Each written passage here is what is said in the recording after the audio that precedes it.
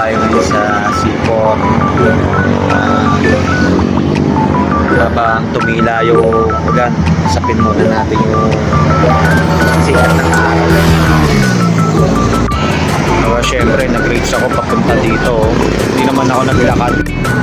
Makikita nyo, natirik ngayon ng araw. Sikat na sikat. Sarap sa pakiramdam.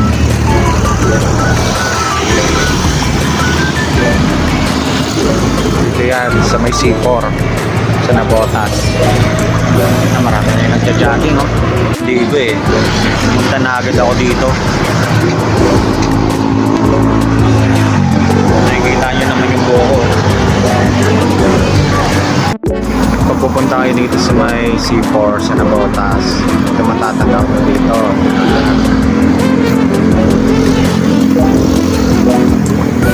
Kami yung mga nagja-jogging dito, mga nag-exercise. Dito nga pala sa side na to, dati hindi pa ganyan yan eh. Itong araw, ano ba yan? Tubig, dagat pa yan. Kaya kami naliligo nung araw. Tapos dito sa may tulay dyan, may marami dyan tumatalon. Tatalunan yung mga naliligo.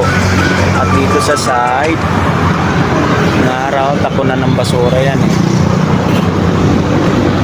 Yan. Tapos meron dyan bato na ano eh, pababa. Diyan kami nagpapadulas nung araw eh.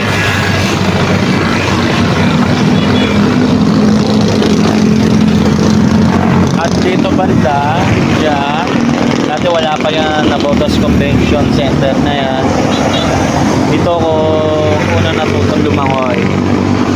Ay, hindi pa ganyan yan dati. Sikat na sikat yung araw.